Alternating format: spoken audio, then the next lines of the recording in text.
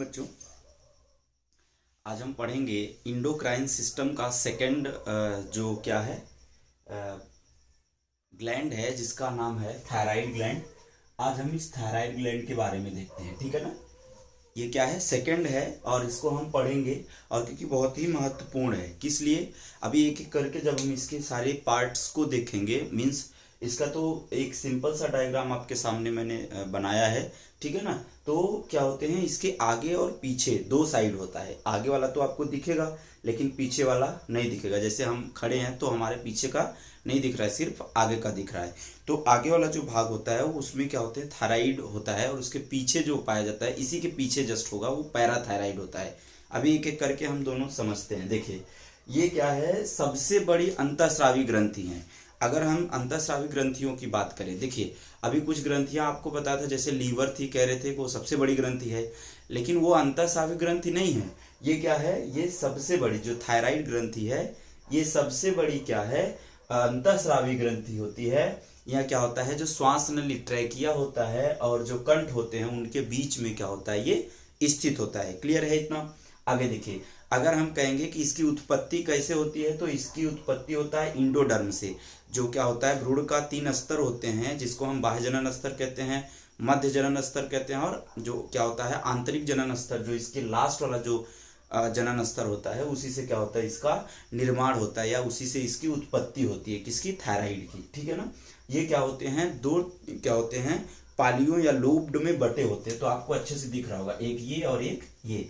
तो इन दोनों लोब को जोड़ने के लिए बीच में क्या होता है, दिखा नहीं है, इसमें बीच में क्या होता है, एक पट्टी की जैसी संरचना पाई जाती है, जिसको हम इस्थमस कहते हैं। क्या बोलते हैं, इस्थमस के द्वारा क्या होता है, ये आपस में दोनों लोब आपस में क्या होते हैं, जुड़े होते हैं। देखिए, ये जो क्या होते हैं कि थायराइड ग्रंथि होती है, इनमें पुटिकाएं पाई जाती हैं ना, जिसको हम फॉलिकल कहते हैं। ये पुटिकाएं क्या होती हैं, इन पुटिकाओं में कुछ गर्त या कैविटी पाई जाती है। इन्हीं कैविटी में क्या होता है, जो थायराइड हार्मोन्स होता है, जिसको हम थायरॉक्सिन कहते हैं, वो क्या होता है, इसी में संग्रहित होता है, ठीक है। और याद रखेंगे, ये जो क्या होता है, पुटिकाएं होती हैं, इनकी भित्ति में 2 प्रकार की कोशिकाएं बनती हैं। कितने प्रकार की, 2 प्रकार की। इनकी पुटिकाओं की जो भित्ति होती है, उनमें क्या होती हैं, 2 प्रकार के सेल्स या कोशिकाएं बनती है, जिस एक को हम बोलते हैं प्रिंसिपल सेल्स, दूसरे को बोलते हैं पैराफॉलिकुलर सेल्स।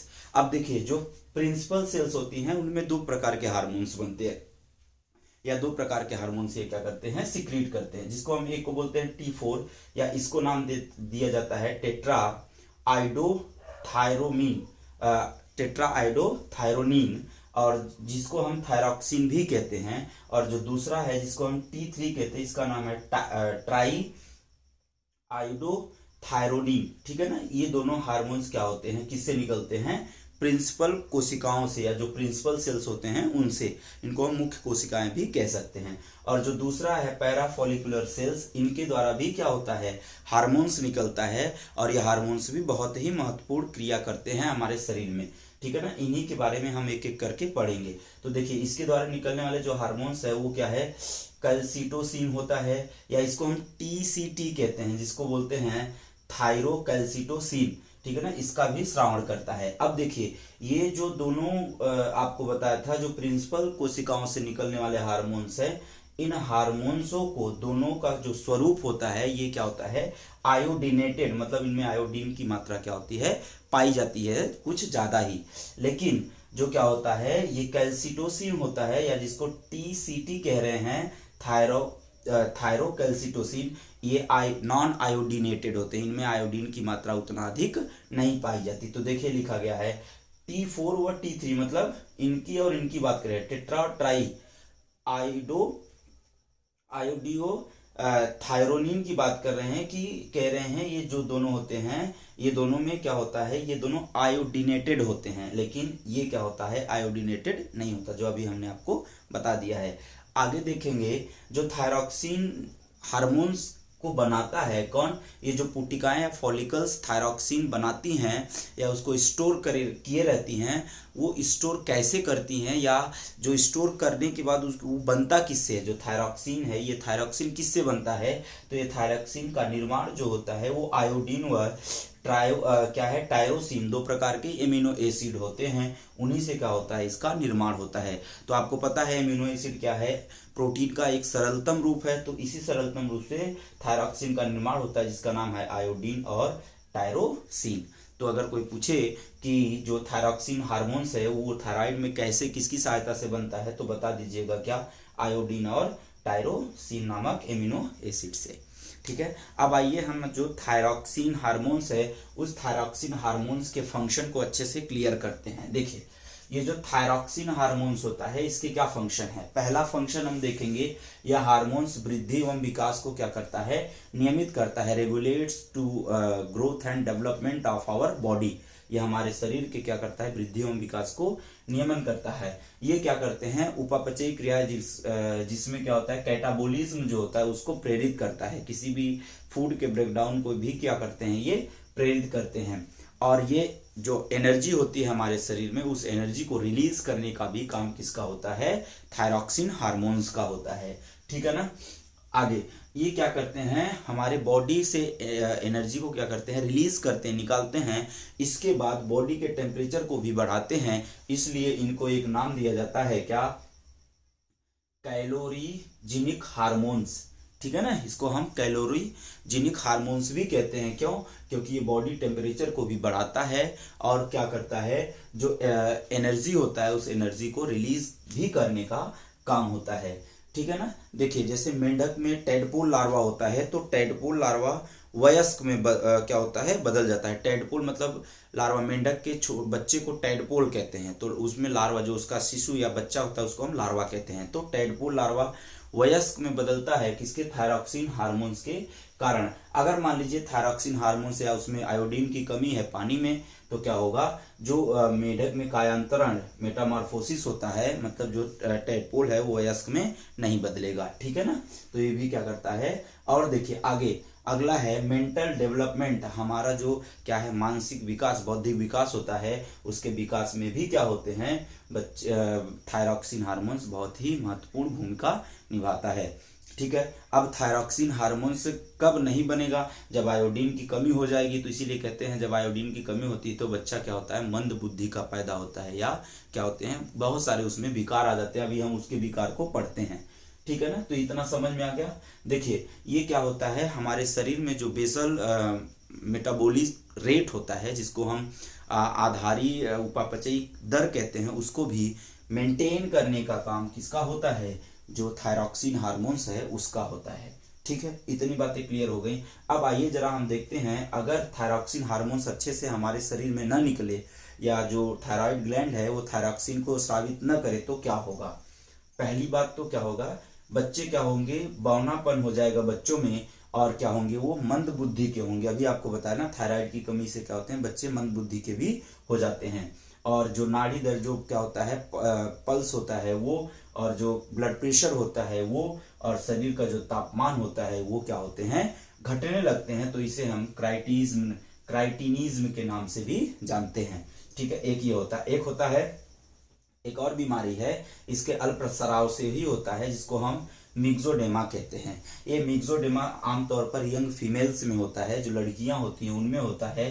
इसके कमी से क्या होते हैं, लड़कियों में लड़कियां आलसी होना, चेहरे व मुख पर व हाथों पर क्या होता है, वसा का जमाव हो जाता है। ठीक है ना। इसके बाद फिर क्या होते हैं, जैसे एक और रोग होता है घेघा रोग, जिसको ग्वाइटर कहते हैं। ठीक है ना। तो ये क्या होते हैं, आयोडीन की कमी से होता है, जिसमें थायराइड ग्रंथि क्या होती है, बढ़ जाती है, और यहाँ पे देखने को भी मिलता है। ठीक है ना। यह रोग क्या होते हैं, पहाड़ियों पर ज्यादा होता है। यह रोग पहाड़ियों पर इसलिए होता है क्योंकि वहाँ की जो मिट्टी होती है वो ढलान होता है। ठीक है ना। तो ढलान होने पर जब बारिश होता है, क्योंकि आयोडीन क्या है, जल में घुलनशील होता है, तो जब बारिश का पानी बहेगा तो उसी के साथ जो वहाँ की मृदा में क्या होता है, आयोडीन होता है, वो पूरी तरह से बह जाता है, और क्या होते हैं, जो फसल उगता है उसमें आयोडीन की कमी। इसीलिए सरकार वहाँ की क्या करती है, और वैसे भी सबको आयोडीन क्या होता है, आयोडीन युक्त अब नमक आ गया, जिससे अब जो घेघा रोग होता है, यहाँ पर जो गले में थायराइड क्या होती है, बढ़ जाती है, वो अब बहुत ज्यादा क्या हो गई है, कम हो गई है। ठीक है, इतना क्लियर हुआ। और एक चीज और हम देख लेते हैं, जैसे अगर मान लीजिए कि ये कम है तब ये रोग हो रहा है, और अगर बढ़ गया तब पर भी रोग होता है। अब उस रोग के बारे में हम देखते हैं। देखिए उस रोग को हम क्या बोलेंगे, जैसे इसको अतिस्राव से होने वाले रोग, जिसको हम नेत्र सेंधी रोग कहते हैं। इसमें जो नेत्र होते हैं, नेत्र गोलक से क्या होते हैं, जो ये खांच बनाए इससे बाहर निकलने लगते हैं, ठीक है ना। इससे क्या होंगे, बाहर निकल जाएंगे, और ऐसे क्या होते हैं जिसके कारण उस व्यक्ति की जो शक्ल होती है वो बड़ी अजीब ढंग की हो जाती है, और देखने पर शक्ल कैसी होती है, जो फेस होता है वो डरावना हो जाता है, ठीक है ना। तो ये क्या था आपका, इसके और एक चीज और देख लेंगे। देखिए जब ये क्या होगा कि जो इसी में जो इसके बाद का है कि ये क्या होता है, अगर इसकी अधिकता हो जाए, किसकी, थायरॉक्सिन हार्मोन्स की अधिकता हो जाए, तो वीकनेस आ जाती है। क्या आ जाती है, वीकनेस आ जाती है। और जो हम फूड खाते हैं उस फूड का कंज्यूम्शन, दहन बहुत तेजी से होता है, जिससे शरीर में एनर्जी नहीं रह जाती और इंसान क्या होता है, कमजोर हो जाता है। तो ये भी आपको अच्छे से समझ में आ गया। अब आइए आगे एक देखते हैं कि जो क्या होता है दूसरा वाला हार्मोन्स है, जिसका जो दूसरा वाला सेल है उससे निकलने वाले हार्मोन्स, पैराफोलिकुलर सेल से निकलने वाले हार्मोन्स, कैल्सिटोसिन या थायरोकैल्सिटोसिन के बारे में हम देखते हैं।